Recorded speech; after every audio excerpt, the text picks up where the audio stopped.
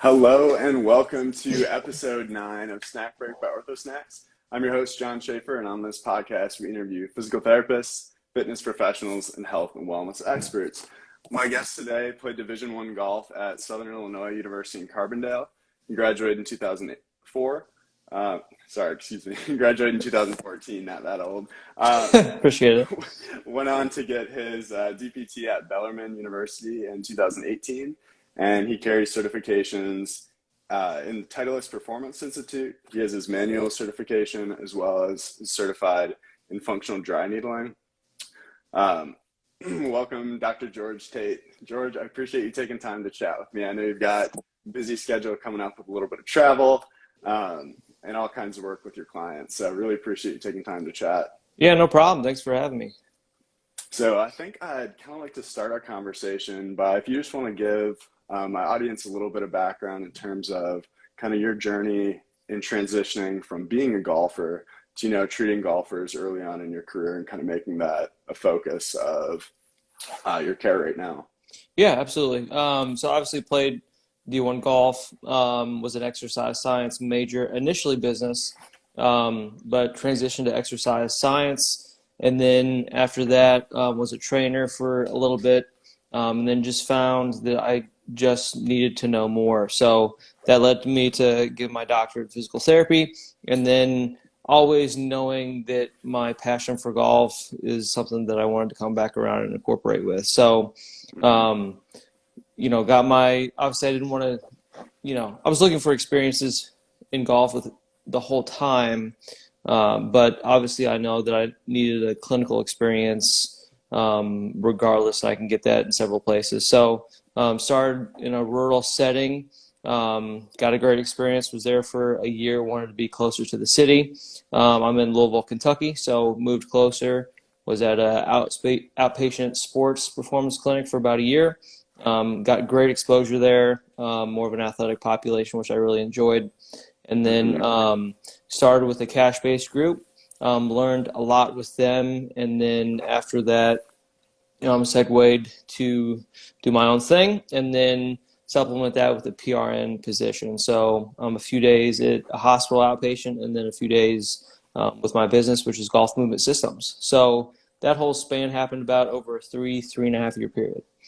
Sure. So I guess I'm curious, when you said you wanted to learn more, what gaps did you notice that you had when you were just working with golfers on the side and doing a little bit of training? Because it sounds like you did some training while you were still in school.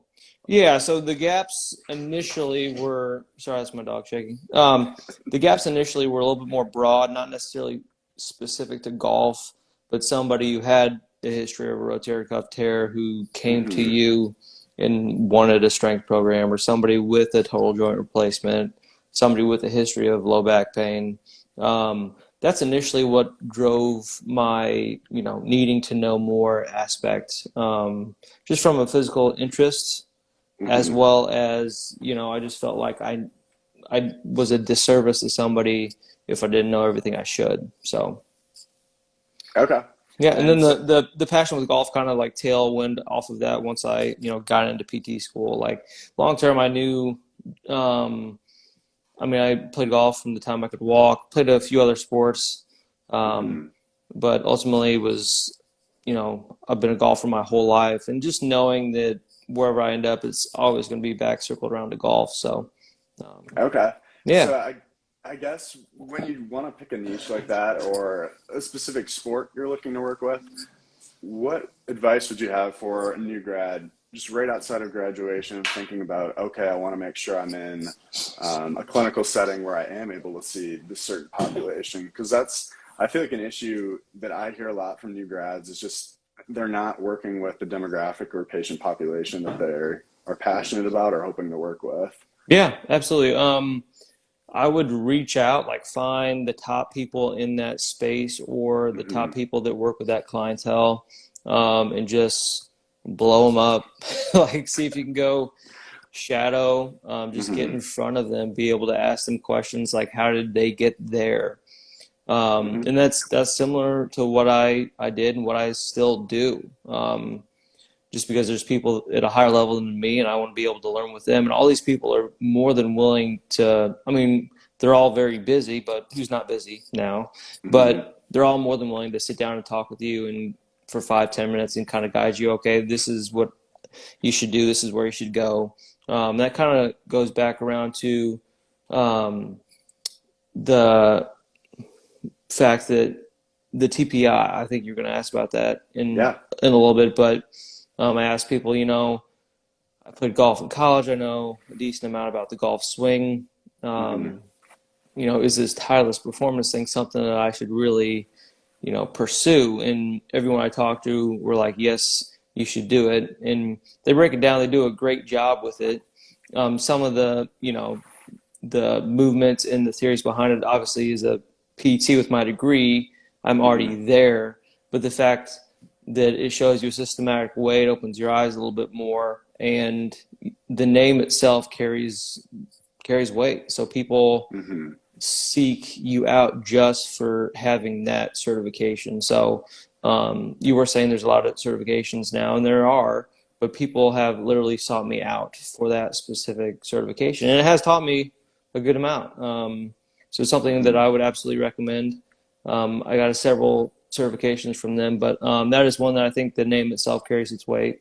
So sorry to tailwind there, but get a little bit just in front of the people that you want to work with.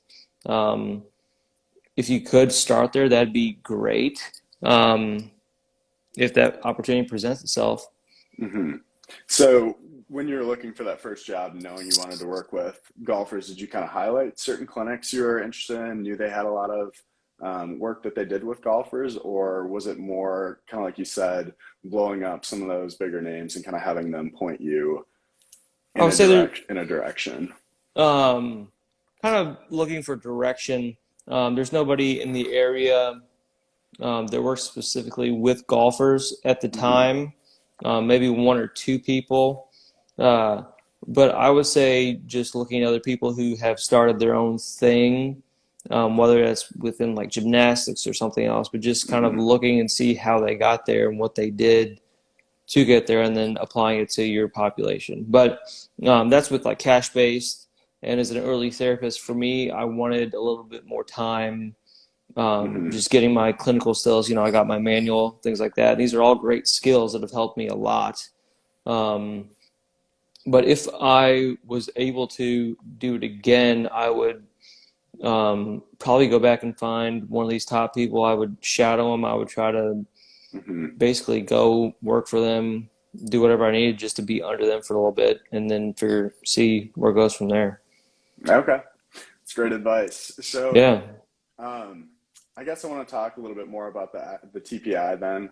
Um, So, in deciding this was a certification you wanted, are there other certifications out there for people looking to work with golfers? I know that this is kind of seen as the gold standard for hmm individuals hoping to work with golfers, but are there other options out there, or is this kind of the I main think thing? Would you say? um, the Gray Institute, I think, has one. He's the guy who developed the stretch cage. Okay, He also has a golf. You know what I'm talking about? I'm blanking on I do. his. But anyway, he has a golf certification as well. There's tons of certifications that are out there for like um, golf ball and golf club data. Like Hmm. Foresight makes a certification, TrackMan. I don't know if you're familiar with these things, but Hmm. they're not necessarily physical therapy specific. There may be a few more, but honestly, at the end of the day, just going to Titleist. Once you have the initial, there's several. Like there's a junior, there's a fitness, there's a power.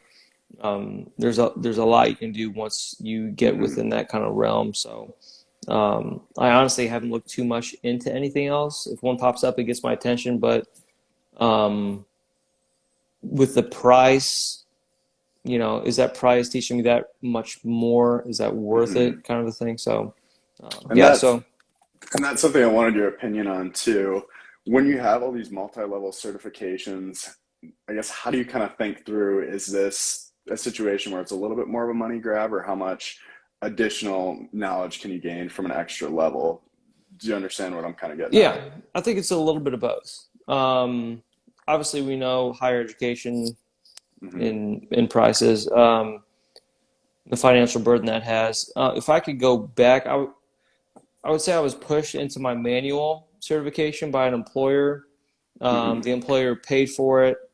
I ended up kind of wanting to move on. We cut ties. It was fine. I ended up paying the other half of the manual certification, and I'm Hmm. glad I did it. Early on, um, I wouldn't necessarily.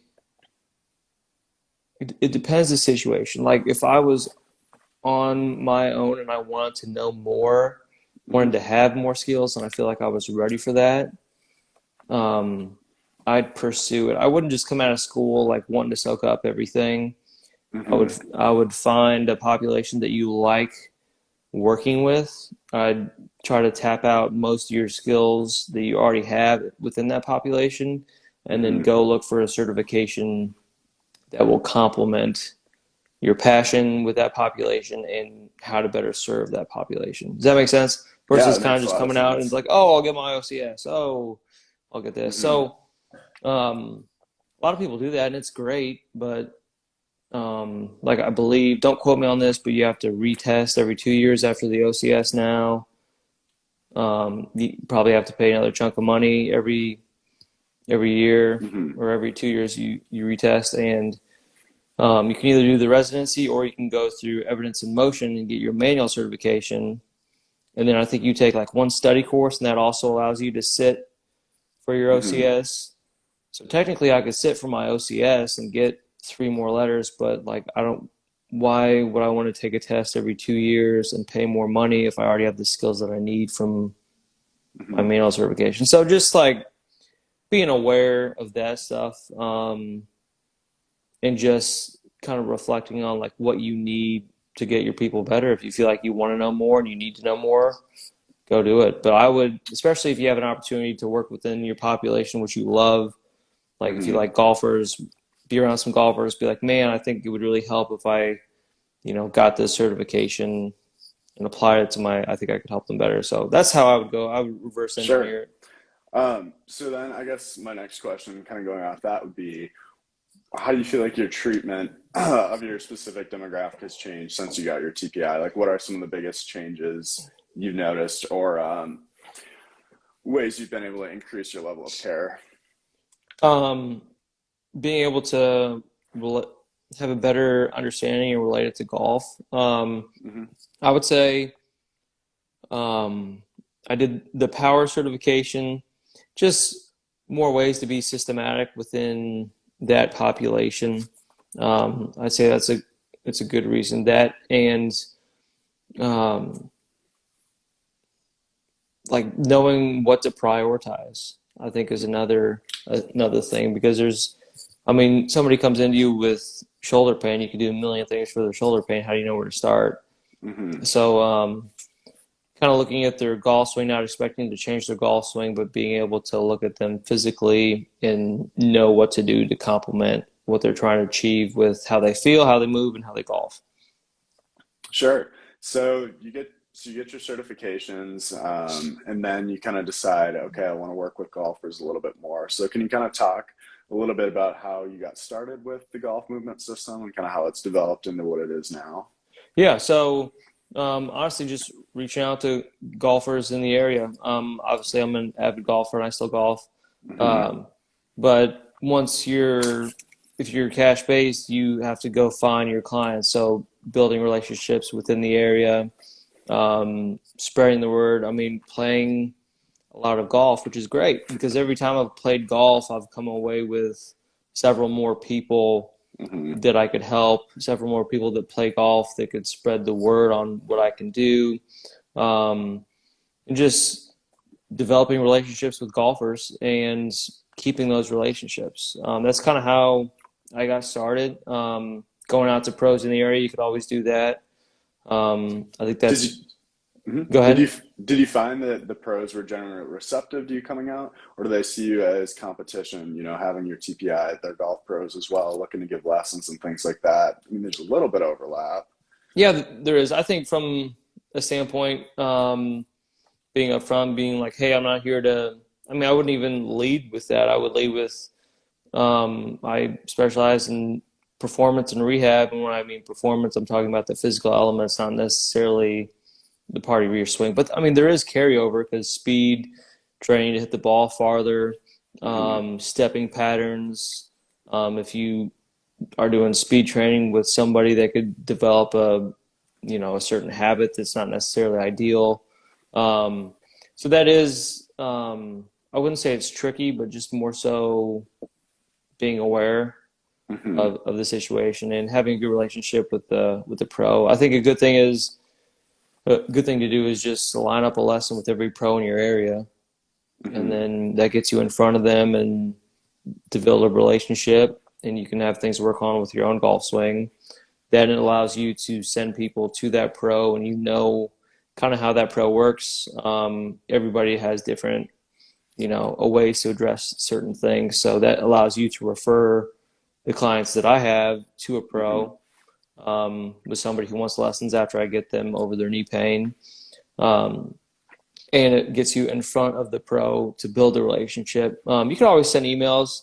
Um, I didn't have as good of a success with that. Um, could be me. I don't know, but I always found it easier just to go out and build relationships because every time Yeah. you're at the golf course, you're meeting new people, and just being outspoken about what you do. Hmm. So then, after kind of reaching out to golfers in the area, talking with pros, you just gradually started to build your caseload.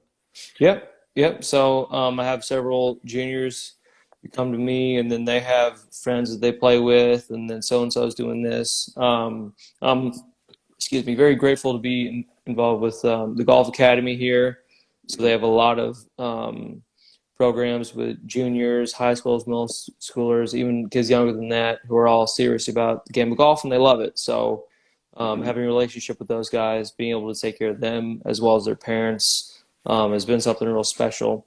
And I learned from them; they learned from me. It's great. I like it out there, and also having a relationship with my own club, Wildwood, being able to, bring people out there, expose them to the club, work with them, potentially get them to join, but also using the facilities out there to get people, um, moving better and playing better, being a Hmm. resource for the members out there.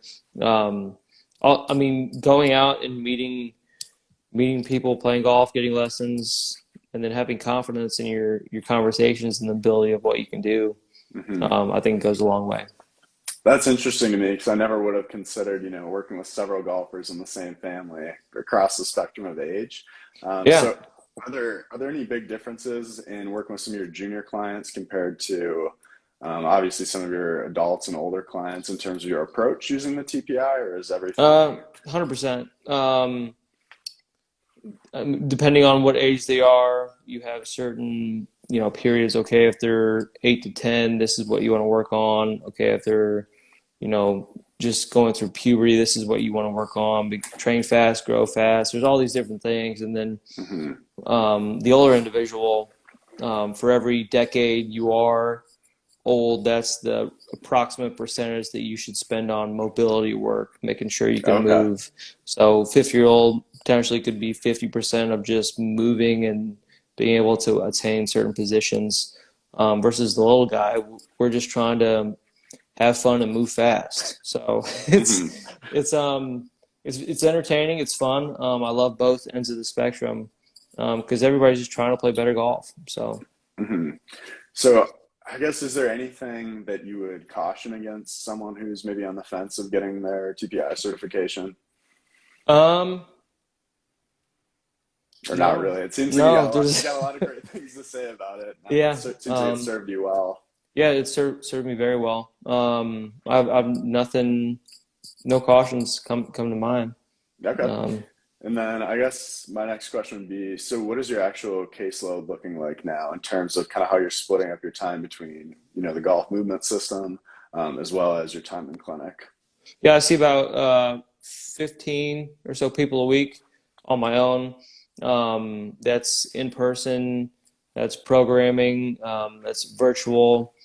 Hmm. And then outside of that, I'm working on content, which I obviously need to get better at. But just kind of right Hmm. now, I'm going over goals for 2022, how I want to progress, what I want to focus on. So Sure. um, yeah, it's fun. It's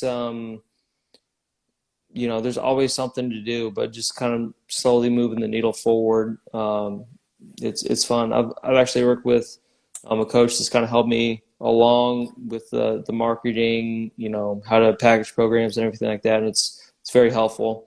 Um, Hmm.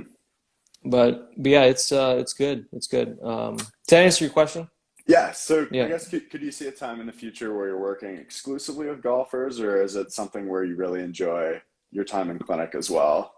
No, that's a good question. So right now, absolutely, to work full time with golfers, that's the dream. There is also a good benefit though, for people that I see who are more involved, who they actually have torn an ACL, Hmm. torn a meniscus. If I want to be able to treat them with insurance versus cash, I could have them come into Baptist where I work and have them on my schedule there. So Oh, um, nice. Yeah. it's a good relationship, and not everybody's like that. I think being in a hospital system allows me to do that. But if you're in an outpatient standalone orthopedic practice, I doubt that they would. I mean, you'd bring it in, Hmm. depending on the relationship. Honestly, is what it comes back to. Yeah, okay, awesome.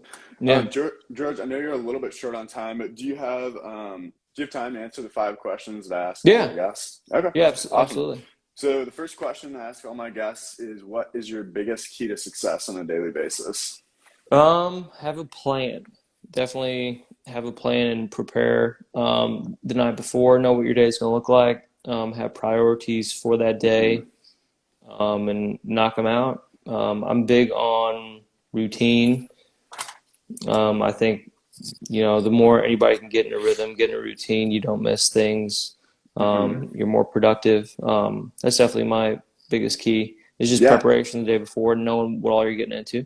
it sounds like you're getting the preparation goals ready for 2022 already, so that's That is great. that is correct. Yeah. Um, do you have any, I guess, specific tools or strategies that you use when you're doing some of this more long-term planning? So I think it's easy to plan out, a week or so, but once you get in those further distances, it's kind of like it's Yeah, just easy to get lost. yeah, 90-day goals and then month goals and then weekly goals, just based on it starting with the big goal and then how am I going to get there? Well, I need to do this. Well, how am I going to get there? Well, then I need to do this to get to there. But then once I'm Hmm. there, then I can do this. And that's actually a good thing to take in mind. You're like, when should I get a certification? When do I need to get a certification? When do I need to work with a potential business coach? Hmm. Um, try to pursue those things when you need them, not just out of the blue, because one day you'll use it. Okay. So, Yeah, that's great advice. I feel like yeah, every time you see kind of a new certification floating around, looks nice and shiny, and it's tempting to go for it. But yeah, having more of a strict. especially when they're on sale, Black Fridays. So my next question, I mean, you alluded to kind of what you would have told yourself or done earlier in your career a lot throughout this interview. Um, but I guess, is there any big key piece of advice you wish you might have heard 5 years ago that would have made a big difference in kind of how you're practicing and what you're doing now? Don't settle. I mean, Hmm. most people, and this could be within anybody's occupation, um, as well as a physical therapist or a trainer, but like, don't, like most of us, I think we're only at our first employer for like it's under a year is the average length that you're going to be with your first employer. Then you're going to move and go someplace else. Um, I wouldn't settle on where you are if it's not right for you and you're not happy. Hmm. Like don't be afraid to speak up. I know it's hard conversations, um, but I mean honesty goes a long way. Then like if you change your mind, there's nothing that they could say to that. Like, I'm sorry, I changed my mind. I know I initially said this, but things change and people have to understand that. So, Hmm. um, I mean, don't know what you want to do long term and then just take stepping stones to get there. Awesome. My next question is there any book or product that you've used over the last 3 months that has significantly improved your life or changed your perspective? Um, Product is working with, I guess this would be a product, Healthcare Business Accelerator. It's a Hmm. Facebook group, Javier and Melissa. Um, they've helped me a lot when it comes to books. I used to read a little bit more when I had more time in my, um, which I still would love to get back to. But right, the change your thinking, change your life is a good one. Okay. A lot of little good quotes in there, and that kind of from the motivational aspects to the business aspects to Hmm. how to look at things on a daily basis. But there's a lot of good books out there. Um, yeah, Awesome. Can you still hear me? My headphones just died. yeah, I can still hear. Okay, cool.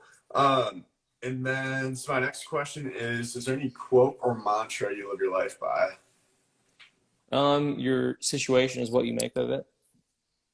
Um, I like to be as optimistic as I can. We all have our days, but you gotta keep moving forward. Yeah, I mean that's is basically how you look at. Everybody has their own perception of their own situation and somebody else's situation. So Hmm. I just think keeping that in mind with everything you do, Yeah. even though it might not always be our instinct. So is there anything specifically that's kind of helped you get to this point where you're able to embrace that? Or is it just an everyday challenge? I wouldn't say it's an everyday challenge. Um, just kind of, always use gratitude. I used to write down, be grateful, write down three things you're grateful for every day. Hmm. Um, and then just don't be afraid to make sure you have enough time for you. Like if you need time just to decompress, relax, think about things. Yeah. Um, I think that's very underrated. And especially because like you look at the whole um, cash based thing, a lot of these people, they're seeing less people, but they have more time for themselves. So there's definitely a shift there. So I think keeping that as a priority as well is important. Cool. Then last question, signature question of the show. George Tate, what is your favorite snack? That's the favorite snack. I would say I used to make this little concoction. It's Uh-oh. protein powder Okay. and oatmeal. Um, I would just so the dry oats in there, and Hmm. then blueberries, and then almond butter, and then cinnamon, or you can add cinnamon, or you can add a sweetener, and you mix it up. It's good. I have that about every night before bed, and sometimes during the day. Also, I'm a big fan of just what are the I don't even know the name of them. The bars that come out. It's a protein bar. They have solid colors with like white lettered wrapping. They're made with like primarily dates and some other things, dates and nuts. And Okay. I'm blanking on the bar though. You gave me a new homemade recipe that I can try. I think you're the first Yeah, guest who's done that. So, yeah, but that and just low calorie protein bars are probably just because they're easy. Um, yeah. yeah, quick and easy to keep me hungry, and they don't add up calories too quickly. So. Hmm. Good stuff. George, I really appreciate you coming on the show. Where can people find you? You can find me on Instagram, Dr. George Tate. Um, and then eventually I might make that over to Golf Movement Systems. But for right now, that's where you can find me. Feel free to message me if you have any comments, questions. More than happy to talk. Awesome. Good luck with all your goals in 2022 and have a safe travels next week and early happy birthday. All right, appreciate it, man. Let me know if Yeah, there's anything else I can do for you. sounds great. Thanks All everyone right. for watching. If you're tuning in later, really appreciate it. Bye.